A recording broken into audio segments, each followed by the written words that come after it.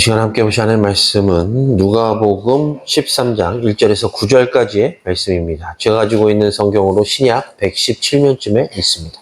우리 찾으셨으면 한 절씩 교독하시고 마지막 9절은 합독하십니다. 제가 먼저 1절을 봉독합니다.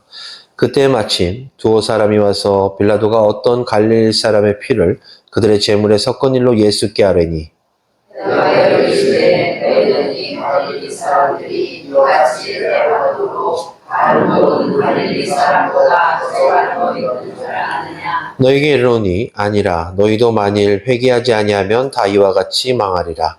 또 신랑에서 막내가 먼저 지어 죽은 18사람이 예루살렘에 거한 다른 모든 사람보다 죄가 더 있는 줄 아느냐. 너에게 이르노니 아니라 너희도 만일 회개하지 아니하면 다 이와 같이 망하리라. 이에 비유로 말씀하시되 한 사람이 무덤에 화가 나무를 치신 것이 있더니 와서 그 열매를 구하였으나 얻지 못한지라. 포도원지기에게 이르되 내가 3년을 와서 이 무화과 나무에서 열매를 구하되 얻지 못하니 찍어버리라. 어찌 땅만 버리게 하겠느냐. 내가 너희에게 주이면 하늘에도 그대로 주소서. 내가 두고하고 그럼을 주이니. 합독하십니다. 이후에 만일 열매가 열면 조건이와 그렇지 않으면 찍어버리소서 하였다 하시니라. 아멘. 제가 인사드리도록 하겠습니다. 오늘도 복된 주일을 맞이하여 이 예배 자리에 참석하신 우리 성도님들을 주님의 이름으로 환영합니다. 오늘 하나님께서 우리들에게 주신 이 말씀을 통해서 하나님에 대한 은혜도 받으시고 교훈도 얻으시고 또한 음성을 들으심으로 이 시간 이후로 하나님의 말씀 가운데 살겠다고 결단하시는 은혜의 시간 되시기를 주님의 이름으로 먼저 간절히 축원합니다.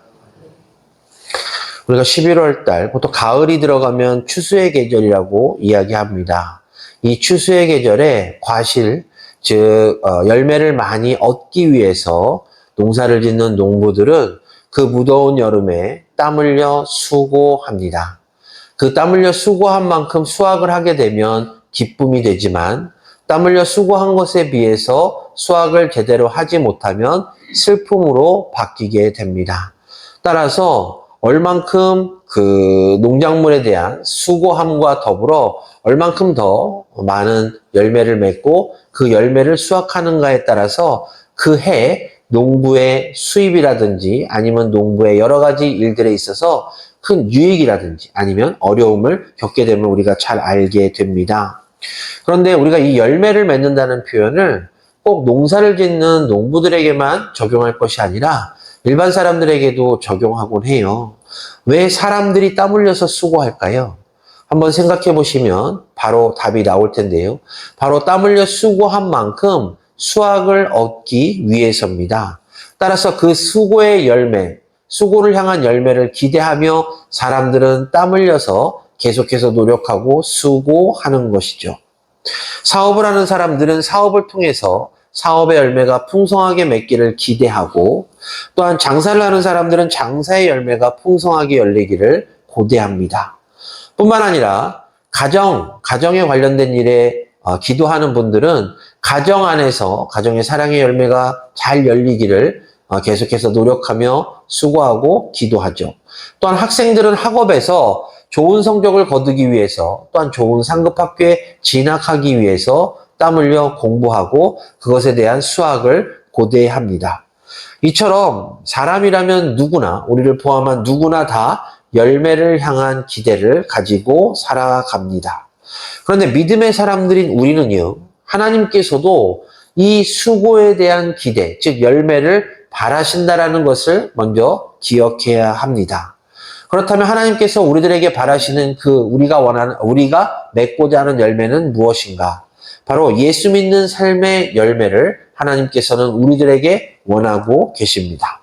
요한복음 15장 4절에서 5절 말씀입니다. 내 안에 거하라, 나도 너희 안에 거하리라. 가지가 포도나무에 붙어있지 아니하면 절로 과실을 맺을 수 없음같이 너희도 내 안에 있지 아니하면 그러하리라. 나는 포도나무요 너희는 가지니 저가 내 안에 내가 저 안에 있으면 이 사람을 과실을 많이 맺나니 나를 떠나서는 너희가 아무것도 할 수 없음이라 라고 기록되어 있습니다. 자, 하나님께서 우리를 향한 기대가 바로 이것입니다. 그것은 예수님께서 우리 안에, 우리가 예수님 안에 거하는 것이죠. 그저 단순하게 함께 사는 목적이 아니라 바로 그 과정을 통해서 많은 과실을 맺는 것, 즉 그것이 바로 하나님의 기대인 것입니다. 제가 성도님들께 한 가지 질문을 좀 드리고자 하는데요. 지금 성도님들 안에는 하나님이 계십니까? 지금 성도님들 안에는 예수님이 계십니까? 지금 성도님들 안에는 성령님이 계십니까? 지금 이 질문에 아멘으로 대답하신 성도님들께서는 지금부터 하나님께서 원하시는 대로 열매를 많이 맺는 삶을 사시기를 간절한 마음으로 축원합니다. 분명 하나님께서 우리들을 통해서 얻고자 하시는 열매가 있는데요. 그 열매, 가장 기본적인 열매는 바로 믿음의 열매요. 또한 아까 조금 전에 말씀드린 대로 우리가 예수 안에 거하면서 받는 성령의 열매들을 하나님께서 원하십니다. 그렇기 때문에 우리들은 신앙생활 하는 것이 그냥 신앙생활 하는 것이 아니라 이 신앙생활을 통해서 많은 믿음의 열매, 그리고 많은 신앙의 열매, 많은 열매들을 맺고자 노력하며 최선을 다해 신앙생활을 해야 하는 것이죠. 오늘 본문의 내용은 이렇습니다. 한 포도원의 주인이 있었는데요. 그 주인이 무화과 나무를 포도원 안에다 심고 계속해서 관리하면서 돌보고 있었습니다. 그 이유는 바로 열매를 기다렸기 때문인데요. 이제 시간이 흘러서 무화과 나무가 열매를 맺어야 할 시기인 3년이 지나서 주인이 열매를 고대하며 그 자리에 왔더니 이 무화과 나무에 열매가 없는 것입니다. 그래서 이 주인이 화가 몹시 나서 그 포도원지기에게 이 무화과 나무를 찍어내 버려라 라고 명령을 합니다. 그런데 이 순간 그 포도원지기가 화난 주인에게 이렇게 말을 합니다. 금년에도 그대로 두소서. 내가 두릅하고 거름을 줄이니 이후에 만일 열매가 열면 좋겠거니와 그렇지 않으면 찍어 버리소서라면서 이 예수님의 비유가 끝이 나게 됩니다. 사랑하는 광원교회 성도 여러분, 우리는 이 본문의 내용을 너무나도 잘 알고 있고 지금까지 많은 설교를 통해서 여기서의 주인은 바로 하나님이시고 포도원지기는 예수님이시고 그리고 이 무화과 나무는 당시의 이스라엘 백성이요 후대의 믿음의 사람들인 우리라는 사실을 잘 알고 있습니다. 따라서 우리들은 이 비유를 통해서 하나님께서는 우리에게 열매를 원하시는데 우리가 만약 열매를 맺지 않는다면 하나님께서는 가차없이 우리를 찍어내 버리시는 비정한 하나님이시구나라고 착각할 수도 있습니다.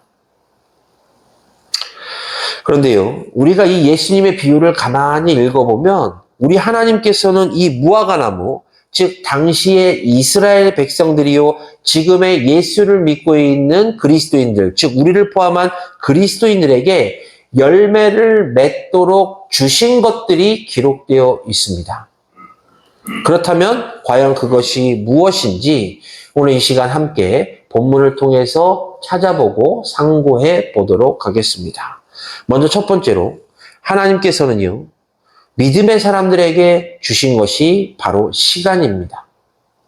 본문 7절을 보니까 내가 3년을 와서 이 무화과 나무에서 열매를 구하되 얻지 못하니라고 기록하고 있습니다.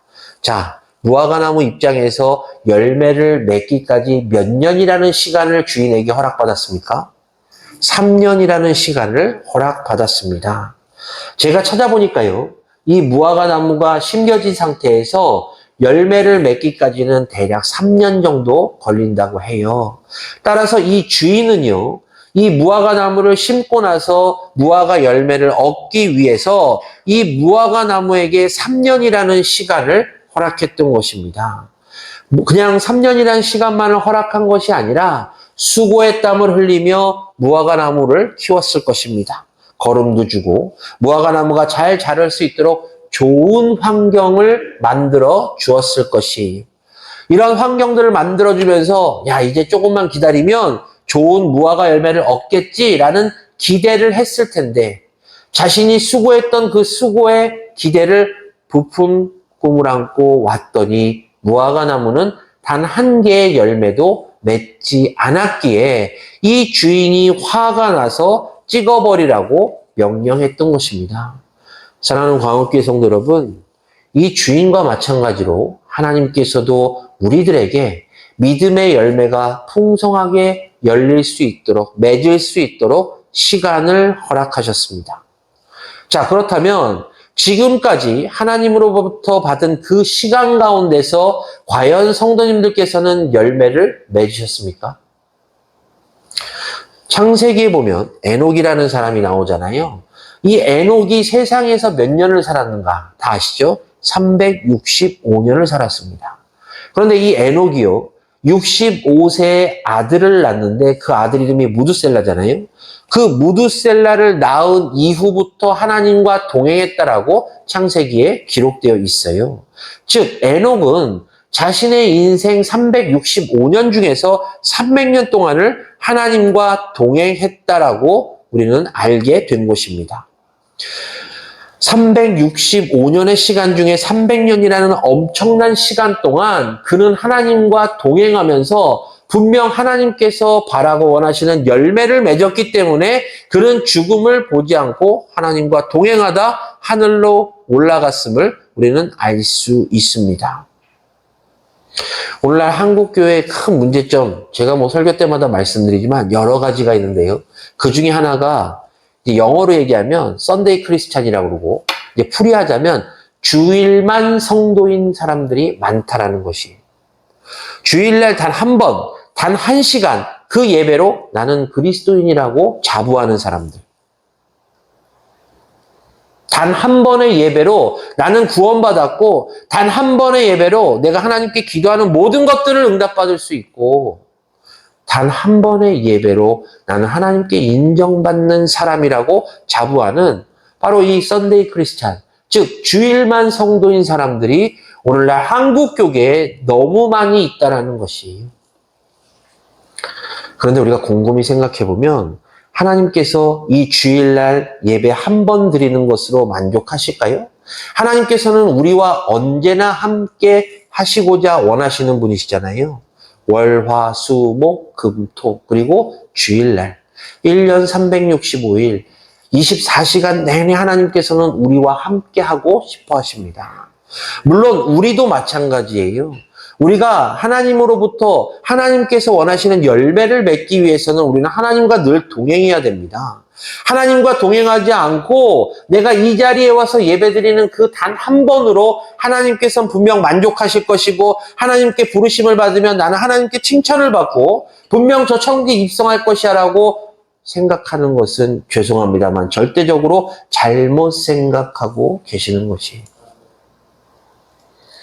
1만 시간의 법칙이란 책이 있어요. 제가 그 책을 좀 재미있게 읽었는데 그 책 내용을 줄이고 줄여서 한 문장으로 말씀드리자면 이렇습니다. 특정 분야에서 내가 성공하고 싶다라면 하루에 3시간씩 10년 동안 노력하면 그 분야에서 최고가 될 수 있다라고 말합니다. 자, 그럼 우리가 누구죠? 우리 그리스도인이잖아요. 우리 하나님의 자녀들이요 예수님의 제자들이잖아요. 그렇다면 우리가 예수님의 전문가, 하나님의 전문가가 되기 위해서 어떻게 해야 될까요? 조금 전에 1만 시간의 법칙의 책처럼 최소한 내가 하루에 3시간씩 10년 동안은 한번 들이파봐야 되지 않겠습니까? 내가 성경을 하루에 3시간씩 10년 동안을 정독하든지 아니면 내가 하루에 3시간씩 10년 동안을 하나님께 기도해 보든지 아니면 내가 하루에 3시간씩 10년 동안 하나님께 예배를 드려보든지 이런 것도 하지 않고 어떻게 우리가 하나님 앞에서 세상 사람들에게 나는 그리스도인이야, 나는 목사야, 나는 장로야, 권사야, 집사야 라고 자랑할 수 있겠습니까?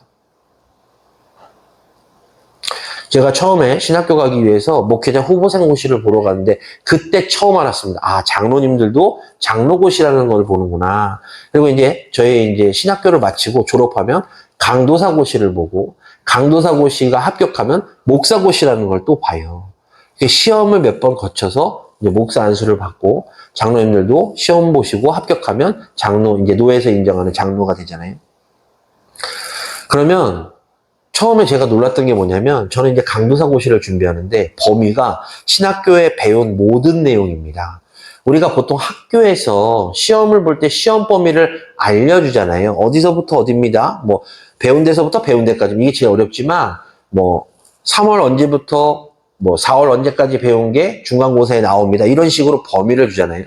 근데 강도사고시는 그렇지 않아요. 내가 신학교에 입학하면서부터 배운, 그리고 뭐 졸업할 때까지 배운 내용들을 봅니다. 따라서 이 3년이라는 시간을 잘 집중하지 않으면 정말 어려운 시험이더라고요. 그런데 우리는요, 태어나면서부터 아니면 내가 하나님을 영접한 그 순간부터 우리는 하나님으로부터 이 말씀이라는 것을 받았어요. 그럼 내 신앙생활이, 내 신앙의 연수가 최소 1, 2년이 아니라 뭐 한 10년 이상 되시는 분들이라면 우리가 말씀을 내 가까이 하고 말씀을 읽었다라면 얼마나 많은 시간 동안 말씀을 읽었겠습니까? 그렇다면 모든 그리스도인들이 최소한 10년 이상의 신앙생활을 하신 그리스도인들이 다 하나님의 전문가요, 예수님의 전문가들이 되어야 되지 않겠습니까? 근데 우리들의 현실이 그렇지가 않잖아요. 하나님께서는 분명 우리들에게 시간을 주셨습니다. 제가 누누이 말씀드리잖아요. 하나님께서는 오늘 하루 또 우리에게 기회를 주신 것이에요. 시간을 주셨습니다. 내가 너를 부르기 직전까지 하나님의 자녀, 예수 그리스도의 제자, 하나님의 전문가, 예수님의 전문가로서의 삶을 살라고 기회를 주셨고 시간을 주셨습니다. 그렇다면 이제 우리는 이 시간, 받은 시간을 통해서 하나님께서 우리들에게 원하시는 열매를 맺어야 하지 않겠습니까? 성경을 보면 세월을 아끼라라는 말씀이 있잖아요. 왜 세월을 아끼라라고 말씀하셨죠? 때가 악하기 때문입니다. 때가 악한 시대에 살고 있는 우리들에게 하나님께서는 세월을 아끼라라고 말씀하셨어요. 세월을 아끼라라는 뜻은 바로 주어진 시간 가운데 하나님께서 원하시는 열매를 지속적으로 그리고 계속해서 열심히 맺어야 분명 나중에 하나님께 칭찬받을 수 있음을 우리들에게 알려주시고 경고하고 계시는 것입니다. 사랑하는 광운교회 성도 여러분, 저는 하나님께서 저를 포함한 우리들에게 주신 이 시간을 헛되이 보내지 않기를 간절한 마음으로 소망합니다. 하나님께서 분명 우리들을 이 땅에 보내실 때는 그냥 보내신 것이 아니라 계획이 있어서 보내신 것이잖아요. 물론 그 계획을 우리가 명확하게 알 수 없으나 중요한 것은 내가 기도하며 말씀을 통해서 하나님께 간절한 마음으로 소원하며 하나님의 계획 가운데 그것들을 동참하고 나를 통해서 그 계획들이 이루어지게끔 우리는 노력하고 신앙생활하며 기도하고 있잖아요. 그렇다면 하나님께서 우리들에게 허락하신 그 시간 가운데서 우리가 하나님께 헌신하고 하나님께 기도하며 하나님께서 우리들에게 원하시는 그 열매를 분명히 맺어야 하지 않겠습니까? 두 번째로는요, 하나님께서 우리가 열매 맺도록 하시기 위해서 주신 것은 바로 땅입니다. 땅. 제가 질문을 드릴게요. 포도원에 뭘 심죠? 포도를 심죠. 그럼 수박밭에 뭘 심을까요? 수박을 심죠. 너무 바보 같은 질문이었죠? 너무 당연해서 바보 같은 질문이었잖아요. 그런데 본문을 보면 좀 이상하지 않으세요? 본문을 보니까 포도원 안에 무화과 나무를 심었다라고 성경은 기록하고 있습니다. 이게 좀 이상하잖아요. 우리가 보통 과수원 개념으로 보는데 포도원의 밭에, 포도원에 왜 무화과 나무를 심었을까? 이건요, 우리가 조그만 역사책만 찾아보면 너무 쉽게 나오는 답인데요. 고대 이스라엘 땅에, 근동 땅에는요, 이렇게 포도원 밭에 무화과 나무도 종종 심었대요. 너무 쉽지 않습니까? 어쨌든 성경에 기록된 대로 이렇게 포도원 밭에 무화과 나무가 심겨져 있는데 우리가 이 배경을 모르면 왜 심었지? 무슨 이유가 있을까? 라는 그런 생각을 하게 돼요. 따라서 우리가 이 본문을 통해서 우리가 진짜 성경을 열심히 공부해야겠구나 라는 거를 다시 한번 느끼게 됩니다. 어쨌든 본론으로 돌아와서요. 포도원인데 무화과 나무를 심었습니다. 그래서 야, 이게 참 신기한 일인데? 라고 하지만요. 우리가 입장을 바꿔놓고 보면 좀 상황이 틀려요. 그러니까 내가 무화과 나무 입장이 되면 그렇습니다. 다른 무화과 나무들은 척박한 땅에서 심겨져서 거기서 비바람 맞으면서 자라는데 나는 포도원이라는 좋은 땅, 거기서 과수원지기가 관리도 해주고 거름도 주고 좋은 땅에서 뿌리 내릴 수 있도록 나는 좋은 환경을 받은 나무야 라고 생각할 수도 있지 않겠습니까? 우리도 마찬가지예요. 죄와 허물로 죽을 수밖에 없는 우리였는데 하나님께서 예수 그리스도를 이 땅에 보내주셔서 우리들에게 구원이라는 선물을 주셨습니다. 이 과수원에 심겨진 무화과 나무가 바로 이 주인의 특별한 은혜를 받은 것처럼 우리들도 하나님으로부터 특별한 은혜를 받았다 이겁니다.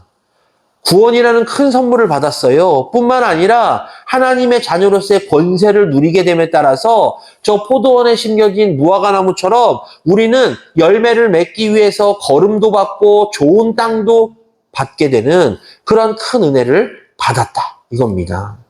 그런데 이렇게 좋은 환경에 좋은 것들을 받았는데 과연 지금 성도님들께서는 하나님께서 원하시는 열매를 맺고 계십니까? 성경을 보면 씨 뿌리는 자의 비유가 나오잖아요.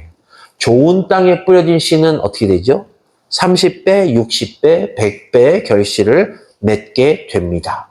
그런데 이 무화과 나무를 볼까요? 이 무화과 나무는 그렇게 좋은 땅에 심겨져 있는데도 불구하고 30배, 60배, 100배는커녕 단 하나의 열매도 맺지 못했음을 성경이 우리들에게 증거하고 있어요. 주인이 말한 대로 그저 땅만 버리고 있는 그런 상황입니다. 그러니까 주인이 당연히 화가 나잖아요. 그래서 이렇게 보니까 이렇게 좋은 땅에서 내가 너를 위해서 이렇게 수고했는데 이렇게 좋은 거름을 가지고 와서 네가 열매를 잘 맺도록 내가 줬는데 저 삭막한 들판에서 심겨지지 않고 이렇게 좋은 땅에서 좋은 환경에서 관리받으면서 열매 맺기만을 기다렸는데 너는 열매를 단 한 개도 맺지 못했다라며 이 주인이 화가 났던 것입니다. 사랑하는 광운교회 성도 여러분, 우리가 이 말씀에 조금 더 깊게 들어가 보면 지금 주인이 내고 있는 이 화가 하나님께서 우리들에게 내시는 화일 수도 있다라고 우리는 생각해야 합니다. 땅은 하나님 자녀의 자리로서 어떻게 보면 예수 그리스도 아니에요. 아까 제가 서두에 말씀드린 대로 우리가 예수 그리스도 안에 거하는 것, 그리고 예수 그리스도께서 우리 안에 거하시는 것이 바로 우리들이 믿음 생활하며 열매를 맺을 수 있는 조건입니다. 이미 하나님께서는 예수 그리스도를 이 땅에 보내주시고 우리들에게 구원이라는 선물을 허락해 주셨어요. 따라서 우리는 예수 그리스도라는 좋은 땅에서 신앙생활하며 믿음의 열매를 맺기만 하면 되는데 과연 우리가 지금 열매를 맺고 있는지, 혹시 열매를 맺고 있지 않아서 이 주인과 같이 하나님께서 우리들에게 화를 내고 계시진 않는지 우리들은 생각하고 돌아보아야 한다는 것입니다. 사랑하는 광운교회 성도 여러분, 이 성경에서 나오는 땅은 바로 믿음의 자리입니다. 단순한 자리가 아니에요. 우리의 삶에 적용해 보면요. 이 땅이 바로 직장일 수도 있고 가정일 수도 있고 학교일 수도 있습니다. 우리가 그리스도라는 이름으로 우리가 각각 심겨진 곳에서 열매를 맺도록 하신 하나님의 은혜일 수도 있다는 것이에요. 내가 그리스도로서 내가 직장이라는 그 땅에 심겨졌으면 직장 생활 가운데서 내 직장 동료들 가운데 하나님을 알지 못하는 사람들에게 그리스도인의 본을 보여서 거기서 열매를 맺을 수도 있고요. 또한 학교라는 곳에서 학생들이 신앙생활의 표본을 통해서 그리스도인들의 학생들이구나 라고 믿지 않는 자들에게 복음을 증거할 수도 있는 것입니다. 또한 믿지 않는 가정 가운데서도 내가 비록 홀로 믿는다 할지라도 나의 모습을 통해서 우리 가정이 변화되고 우리 가정이 바로 믿음의 열매를 맺는 가정으로 바뀔 수 있도록 하나님께서는 우리들을 각자의 땅에 심어주셨음을 우리는 늘 기억해야 할 것입니다. 자, 성도님들께서는 지금 어떠한 땅에 심겨져 계십니까? 믿음의 가정이라는 땅에 성도님들을 심어주셨습니다. 그래서 믿음의 가정의 부모로서 또한 그 부모를 섬기는 자녀로서 심겨져 계시잖아요. 교회라는 땅에 장로요, 권사요, 집사요, 목사라는 직분으로 심겨져 있습니다. 그렇다면 우리가 그곳에서 열매를 맺을 수 있는 방법이 무엇인가? 나를 통해서 교회가 변화되고 나를 통해서 부흥이 일어나고 나를 통해서 그리스도인의 참된 모습이 생겨나야 되지 않겠습니까? 그것이 바로 맡은 바 직분에 대한 열매인 것입니다. 그러므로 반드시 기억하십시오. 하나님께서는요, 저를 포함한 이 자리에 계신 모든 성도님들을 그냥 아무데나 심으신 것이 아니에요. 각각 필요한 곳에 심으셨습니다. 그리고 필요한 환경에 맞춰서 우리들을 심겨주셨어요. 그렇다면 우리들은 당연히 성령의 열매를 맺어야 하지 않겠습니까? 마지막으로요, 하나님께서 우리가 열매 맺도록 하시기 위해 주신 것이 바로 기회입니다. 기회. 무화과 나무가 열매를 맺지 못하게 됐어요. 주인이 화가 나서 과수원지기에게 야, 찍어서 버려 라고 명령하잖아요. 그런데 여기서 과수원지기가 어떤 답을 합니까? 8절입니다. 주인이여 금년에도 그대로 두소서 내가 두릅하고 거름을 주리니 라고 이야기하고 있습니다.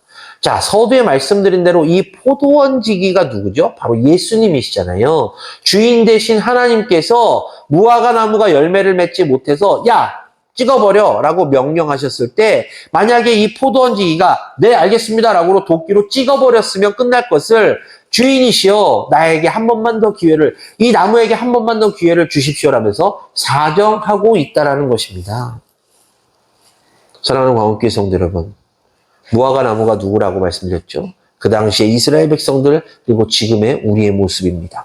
우리가 열매를 맺지 못하면 하나님께서는 우리를 찍어버리라고 명령하시는 분이시지만 예수님께서 우리를 불쌍히 여기시사 주인이신 하나님께 주인이시여 하나님이시여 그대로 두소서 내가 더욱더 수고하고 내가 더욱더 노력할 테니 이들이 열매를 맺을 수 있도록 단 한 번의 기회를 더 주십시오라고 지금 간청하고 있는 것입니다.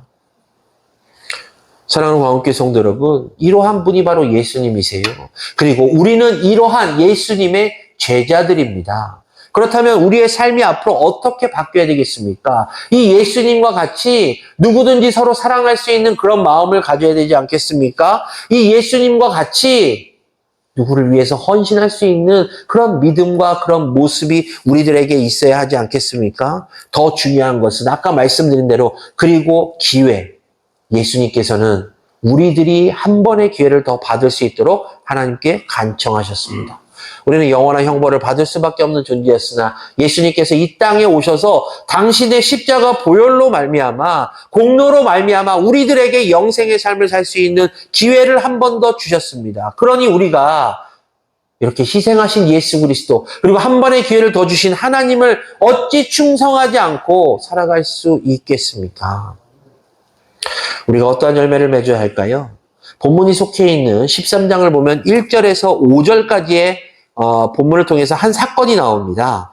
먼저 1절에서 3절을 보게 되면 빌라도가 성전에서 갈릴리 사람들을 살해한 사건이에요.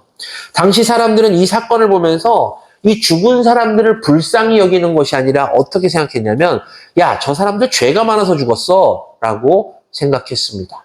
두 번째 사건은 실로암 망대가 무너졌어요.